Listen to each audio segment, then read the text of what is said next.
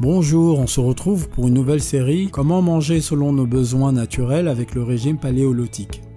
Dans cette vidéo, je vous proposerai plein d'astuces et de conseils pour vivre comme un chasseur-cueilleur moderne et heureux. N'hésitez pas à visiter mon blog pour accéder au script complet de cette vidéo et aux références des publications scientifiques.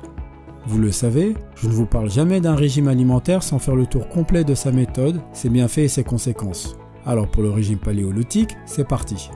Après cette première vidéo d'introduction sur les raisons de son efficacité et de sa popularité, dans la seconde vidéo je vous exposerai son fonctionnement et j'en profiterai pour vous citer les 12 changements quotidiens quand on devient paléo. Dans la troisième vidéo, nous verrons la viabilité du régime en m'appuyant sur de nombreuses publications scientifiques. Dans la quatrième vidéo, je vous présenterai les bienfaits de ce régime sur la santé en me basant sur une dizaine d'études. Dans la cinquième vidéo, j'évaluerai les risques pour la santé, toujours en me basant sur quelques publications scientifiques. Et pour clôturer cette série, je vous donnerai 20 astuces pour devenir paléo sainement et facilement. Entrons dans le vif du sujet. L'évolution des découvertes et modes de vie humains nous ont amenés aujourd'hui, au XXIe siècle, à consommer des produits dont on ne comprend plus rien à ce qu'ils contiennent. Ne vous êtes jamais arrêté un instant sur la composition d'un aliment en se demandant s'il s'agit de la liste d'ingrédients ou d'une formule scientifique? Étonnamment, l'espèce humaine elle n'a évolué que de manière infime au cours du temps. C'est donc en partant de ce constat que naît le régime paléolithique, aujourd'hui l'un des plus populaires à travers le monde. Je vous propose de décrypter ce que contient ce régime 100% naturel et ce que la science en pense. Sans risque, extrêmement bénéfique, pas très difficile à suivre, ici on craquait pour l'alimentation littéralement faite pour nous par Dame Nature. Régime paléolithique quoi? Le terme paléolithique vous rappelle vaguement l'école et la grande frise chronologique accrochée au mur en classe de CE1 ou CE2. Vous pensez préhistoire et homme des cavernes. Vous avez bien raison, on parle ici d'une période de l'histoire qui commence 800 000 ans avant Jésus-Christ et se termine aux alentours de moins 1500 avec l'apparition de l'agriculture. Ça fait un bail. Au cas où vous ne vous en souviendrez pas, juste au cas où, l'étymologie grecque de paléolithique signifie l'âge de la pierre ancienne, par opposition avec la période néolithique qui suivra et veut dire l'âge de la pierre nouvelle. Mais qu'est-ce que c'est que cette histoire de cailloux, pensez-vous? Si je me permets de vous faire un bref cours d'histoire, c'est qu'en 1985, un certain Dr. Eaton s'est inspiré de cette période préhistorique pour développer un régime alimentaire. L'article qu'il publie dans New England Journal of Medicine part d'un constat simple. Puisque la fréquence des mutations spontanées de l'ADN du noyau cellulaire est de l'ordre de 0,5% par million d'années seulement, pourquoi nos modes d'alimentation changent-ils autant? Nos gènes sont finalement extrêmement proches des hommes du paléolithique d'il y a 40 000 ans. Il semblerait que notre alimentation qui s'est vue transformée par l'avènement de l'agriculture il y a 12 000 ans puis la révolution industrielle n'est pas adaptée à notre génétique quasi intacte. Le principe du régime paléo est donc de s'alimenter de manière similaire aux chasseurs-cueilleurs d'il y a quelques dizaines de milliers d'années, ou en tout cas à ce que nous savons et supposons de leur alimentation. Voici quelques principes de base. Protéines, végétaux et oléagineux seulement. Élimination des céréales, produits laitiers, légumineuses et tout produit transformé industriellement. Autant de graisses qu'aujourd'hui, mais pas les mêmes. Il faut diminuer le ratio oméga 6 oméga 3 environ par 10 en augmentant largement la part d'oméga 3. Plus de protéines par rapport à notre consommation actuelle, passer à environ 66 grammes par jour de protéines animales à 124 grammes par jour et de 34 à 50 grammes par jour pour les protéines végétales. Moins de glucides puisqu'on les retrouve uniquement dans les fruits, les racines et les tubercules. De ce fait, on élimine automatiquement le saccharose et le lactose. Pourquoi je mangerais comme un homme des cavernes? Si je vous demande de fermer les yeux et d'imaginer un individu d'il y a 30 000 ans, que voyez-vous? Je doute que la réponse à cette question soit un homme obèse, ni même une femme atteinte d'un cancer des poumons. Il est plus probable que vous voyez un individu athlétique, chassant les bêtes sauvages. Et c'est exactement ce qu'ils étaient.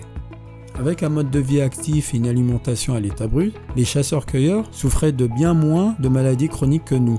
Ils avaient peu de chances de contracter ce qu'on appelle les maladies de civilisation dont les principaux responsables d'apparition se trouvent dans l'environnement et le mode de vie. Les maladies de civilisation se répartissent globalement dans les 4 groupes suivants.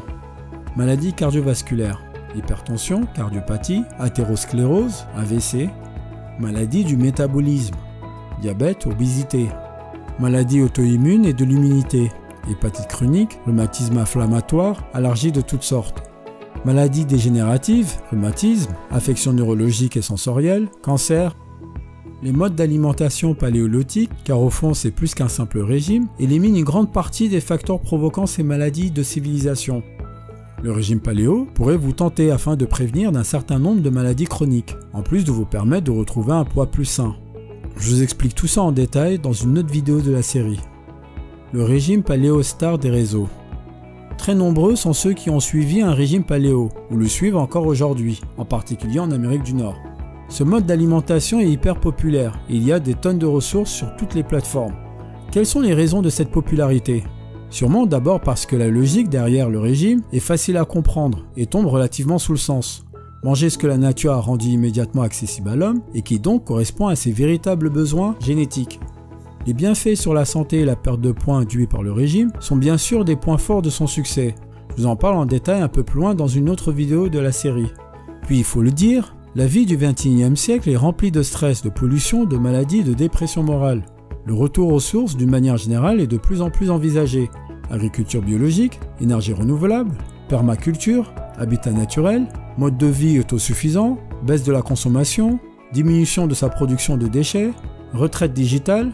Les exemples sont très nombreux et de plus en plus courants. Le régime paléo correspond à un questionnement en ce sens. Et si les modes d'alimentation actuels ne correspondent pas à ce que je suis naturellement en tant qu'humain? Enfin, de plus en plus de personnes développent des allergies et intolérances. Environ 2% à 5% des habitants d'Europe centrale souffrent d'une allergie alimentaire, des chiffres qui ont doublé en 5 ans en France. En plus de cela, 20% des Européens souffrent d'une intolérance. Ces données sont en progression à cause d'une mauvaise éducation de notre système immunitaire et la présence de nombreuses substances toxiques dans notre environnement et alimentation. Avec un régime tel que paléo, les chances de rencontrer ces allergies sont drastiquement diminuées. En supprimant les produits industriels qui contiennent 10 à 20 ingrédients en moyenne, on évite le contact avec les sources d'allergies et intolérances. Le plus courant sont d'ailleurs le gluten et le lactose, tous deux supprimés par le régime paléo, quelle que soit leur forme. C'est tout pour cette première partie. Dans la vidéo suivante, j'expliquerai son fonctionnement dans le détail. Je vous remercie d'avoir regardé la vidéo jusqu'au bout. Je compte sur vous pour aimer et si possible commenter la vidéo. Si vous êtes nouveau, je vous recommande fortement de vous abonner pour ne rater aucune publication, mais surtout m'encourager à produire plus de contenu de qualité.